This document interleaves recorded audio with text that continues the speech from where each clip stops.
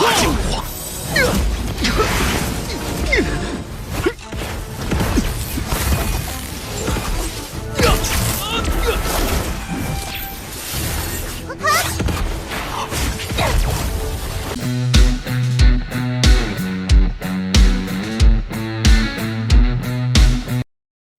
guys, halo semuanya, selamat datang kembali di channel Alur Cerita Film. Dan bagaimana kabar kalian?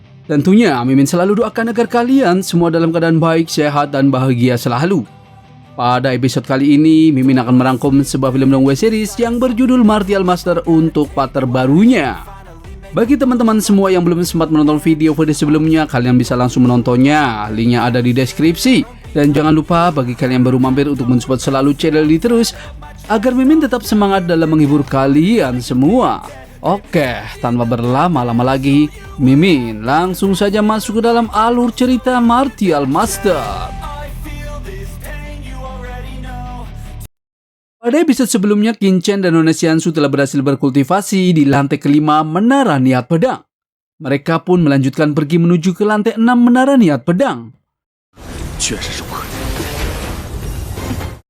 Tak selang berapa lama, Leng Xingfeng sampai di lantai kelima dan langsung berkultivasi di sana. Dan disusul oleh Han Fei. Han Fei mengira kalau dirinya adalah orang yang pertama naik ke lantai 5 Menara Niat Pedang. Namun ia sangat terkejut di saat melihat Leng Xingfeng sudah duduk manis di sana. Lalu Leng Xingfeng menyindir Han Fei atas tindakan yang telah membunuh temannya sendiri. Han Fei pun sangat kesal dan marah kepadanya. Ia mengatakan kalau dirinya bukanlah pelakunya. Di saat ia akan menyerang Leng Xingfeng, Perian datang dan sangat kesal dengan kelakuan Han Fei yang akan menyerang Leng Xingfeng. Leng Xingfeng pun mengadu kepadanya kalau ia akan diserang oleh Han Fei. Seketika, Han Fei pun membela diri dan mengatakan kalau ia benar-benar bukanlah yang membunuh Sui Yuxing. Ia menjelaskan kalau yang membunuhnya adalah Lord Qin Chen dan teman-temannya. Perian pun sedikit percaya kepadanya, akan tetapi yang ia tahu di saat Sui Yuxing mati, yang ada di tempat kejadian hanyalah Han Fei. Lalu mereka semua pun melanjutkan untuk berkultivasi di sana. Beberapa waktu kemudian, Du Xingcheng dan yang lainnya juga datang untuk ikut berkultivasi di sana. Han Fei mengira kalau beberapa orang yang bersama Qin Chen yang terlihat kuat, namun ternyata belum sampai di lantai kelima Menara Niat Pedang. Di sisi lain, Nona Ji memasuki lantai ke-6 Menara Niat Pedang. Dan dari luar Menara Niat Pedang, orang-orang terkejut karena ada seseorang yang telah memasuki lantai ke-6 Menara Niat Pedang. Ketua Sekte Pedang Iblis juga terkejut karena di waktu yang lalu, Kaisar Pedang masuk ke lantai ke-5 dan ia telah mencapai puncak Martial Sovereign tahap menengah. Dan itu sudah menjadi legenda wilayah Baitian. Dan sekarang ada orang yang memasuki lantai ke-6. Cerita kembali ke Lord Qin Chen. Di sana, Qin Chen meminta Nona Xianxu untuk melanjutkan memahami niat pedang gabungan. Dan Qin Chen akan pergi terlebih dahulu ke lantai 6 Menara Niat Pedang. Qin Chen pun pergi menuju lantai ke-6 Menara Niat Pedang. Sesampainya di sana, Qin Chen langsung diserang oleh niat pedang. Qin Chen tahu kalau yang menyerangnya adalah niat pedang yang sangat tajam. Dan niat pedang tersebut bukanlah sekedar niat pedang biasa, melainkan niat pedang domain atau pembatas alam. Di sana Qin Chen mencoba menahan dan memblokir serangan niat pedang domain tersebut. Ternyata di sana juga ada Nona Ji yang sedang memblokir serangan-serangan niat pedang domain. Qin Chen tahu kalau Nona Ji sangat berbakat dalam ilmu pedang dan termasuk orang yang sangat berbakat di wilayahnya. Qin Chen juga tidak menyangka kalau Nona Ji sudah masuk ke lantai ke-6 secepat itu. Nona Ji tidak peduli dengan perkataan Qin Chen. Lalu Qin Chen mencoba menggabungkan kekuatannya untuk memahami niat pedang domain tersebut.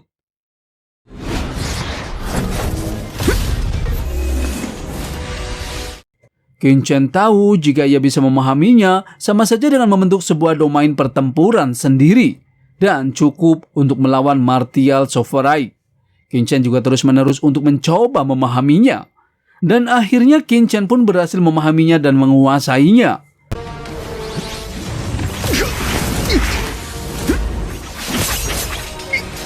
Nona Ji pun terkejut karena Qin Chen begitu cepat menguasai alam pedang tersebut. Ia sangat kesal dengan dirinya sendiri yang belum juga berhasil menguasainya. Dan ia ingin tahu bagaimana Qin Chen melakukannya. Lalu ia berkata kepada Qin Chen kalau dirinya tahu kalau Qin Chen lah yang membunuh Sui Yuxing dari Sekte Pedang Iblis dan Yang Ling dari Sekte Angin Bebas. Dan ia mengatakan kalau hanya dirinya yang bisa menolong Qin Chen. Qin Chen pun mengelak dan mengatakan kalau ia tidak tahu apa yang telah dibicarakan oleh Nona Ji. Nona Ji tahu kalau Qin Chen lah yang telah membunuhnya karena di tubuh Qin Chen ada 2 energi kematian, yang satu sama dengan Sui Yuxing dan satunya lagi sangat ganas, yaitu milik Yang Ling. Qin Chen pun penasaran dengan apa yang dikatakan oleh Nona Ji tentang energi kematian. Dan ia tahu kalau energi kematian sama dengan energi dendam kematian. Orang biasa sama sekali tidak bisa melihatnya, tapi kenapa Nona Ji bisa melihatnya? Qin Chen juga tahu kalau Nona Ji bernama Ji Ruoyu. Lalu Qin Chen bertanya kepadanya apa hubungannya dengan orang yang bernama Ji Wushu. Nona Ji pun terkejut karena Qin Chen tahu tentang orang yang bernama Ji Wushu. Ia berkata kepada Qin Chen bagaimana ia tahu tentang kakek buyutnya. Qin Chen pun tahu ternyata Nona Ji adalah keturunan dari temannya yaitu Ji Wushu.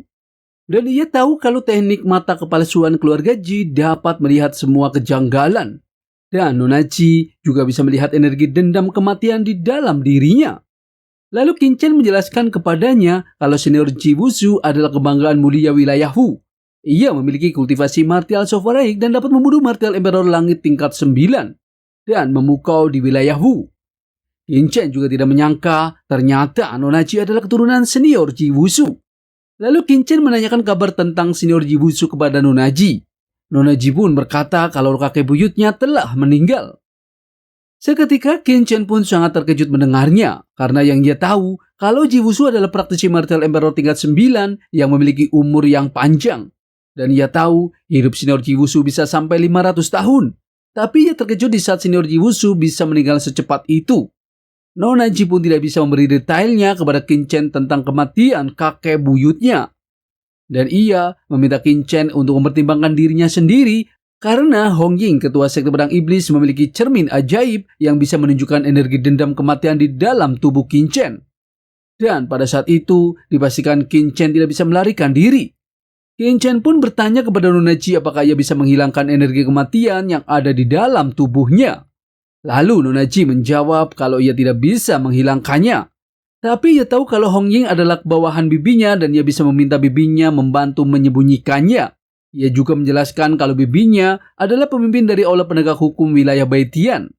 Ia ingin membantu Qin Chen namun ia meminta Qin Chen memberitahu bagaimana memahami dunia pedang di lantai 6 tersebut. Qin Chen pun setuju dengan kesepakatan Nona Ji.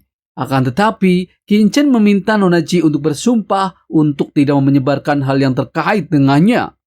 Seketika Nona Ji pun bersumpah sesuai aturan langit. Asalkan Qin Chen memberitahu cara berlatih dunia pedangnya, ia akan membantu Qin Chen menyembunyikan semua hal tentang Qin Chen. Dan jika melanggar, ia akan dihancurkan.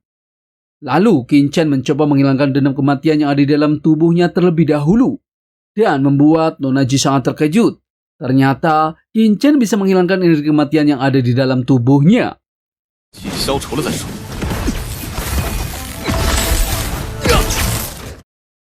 Lalu Qin Chen langsung memberitahu tentang cara berlatih dunia pedang kepada Nona Ji.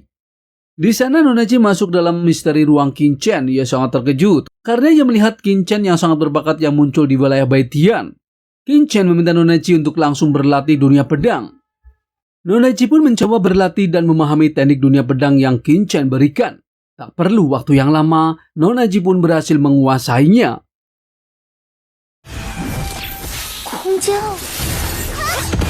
Qin Chen sangat terkejut karena bloodline pedang milik Nona Ji sangat hebat karena sangat cepat untuk menguasai dunia pedang. Lalu Qin Chen meninggalkan Nona Ji dan pergi menuju lantai ke-7 menara niat pedang. Nona Ji juga langsung mengikuti Qin Chen menuju lantai ke-7. Tak selang berapa lama, Ye Wuming dan Nona Xiansu telah sampai di lantai 6 menara niat pedang. Mereka langsung diserang oleh niat pedang domain di sana. Nona Xiansu tahu kalau Qin Chen sudah pergi menuju lantai ke-7 menara niat pedang. Dan ia harus bisa menguasainya agar bisa menyusul Qin Chen di lantai ke-7.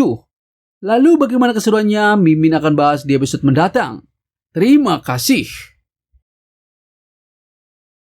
I don't ever slow up, no I don't take shit. I got no love for the fakeness. If you wanna play tough and wanna hate this, I'll always show up.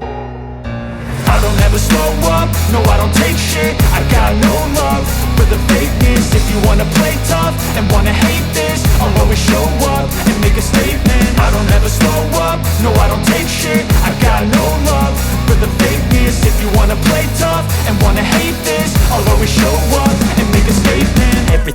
so instinctive and so passionate. Every word I move so descriptive like an adjective. I got a vendetta against people who patented being negative when you should be getting after it.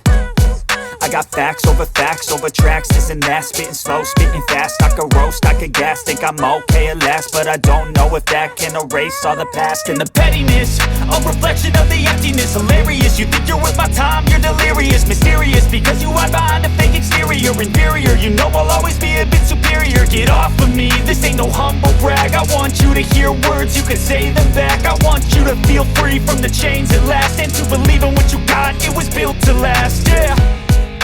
Now that I've been put through hell,